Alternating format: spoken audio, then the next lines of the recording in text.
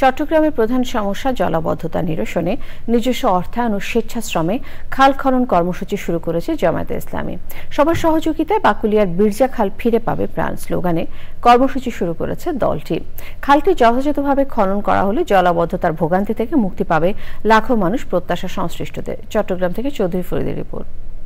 Bundle থাকলে প্রতি সেনমানিতে টাকা বাঁচবে। বিকাশ সেনমানি বান্ডেল কিনে জিতুন প্রতি লেনদেনে। বর্ষা মৌসুমে মহানগর ও আশেপাশের নির্মাঞ্চলের পানি অপসারণ হতো দক্ষিণ বাকলিয়ার বিরজা খাল দিয়ে। তবে খালটি ভরাট হয়ে যাওয়ায় একটু বৃষ্টিতেই পানিবন্দী হয়ে পড়েন এ এলাকার লাখো মানুষ। সেই সাথে খালের ময়লা আবর্জনায় চরম স্বাস্থ্য ঝুঁকিতে স্থানীয়রা।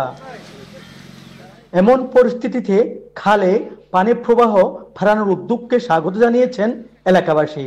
এই খালটা জনগণের সম্পদ, বাকলির সম্পদ, সুতরাং এটা সেভ করার জন্য, এটা রক্ষার্থে আমাদের সর্বোচ্চ প্রচেষ্টা এবং আইনি প্রক্রিয়া আমরা চালিয়ে যাব। অন্যান্য রাজনৈতিক দলও এই ব্যাপারে, সামাজিক উন্নয়নের ব্যাপারে অগ্রসর হবে। 30 তারিখ পর্যন্ত এই সড়কগুলো আমরা রিমুভ করব।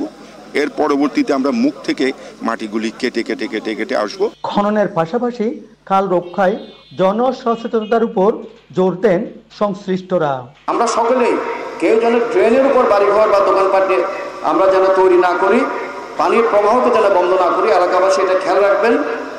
এরকম বড় ড্রেনের 15 ফিটের মধ্যে কিন্তু কোনো বাড়িঘর দোকানপাট আপনি করতে পারবেন না, এবং পানি সরবরাহকে কোনোভাবে বর্জ্য ফেলে আপনারা এটা বন্ধ করবেন না। চকবাজারটাকে আমরা মডার্ন একটা বাজার হিসেবে, কাঁচা বাজার, মাছের বাজার, তারপরে গ্রোসারি বাজার, এরপরে ফুটপাতের বাজার আমরা করব। এই যে আপনার প্লাস্টিক, পলিথিন, ককশিট বলেন, যেগুলো পচনশীল নয়, সেগুলির কারণে কিন্তু জলাবদ্ধতা হচ্ছে। সেই কারণে গিয়ে আজকে আমাদেরকে একটু কঠোর হতে হচ্ছে, যেহেতু বলার পরও এগুলো এক্সিকিউট হচ্ছে না।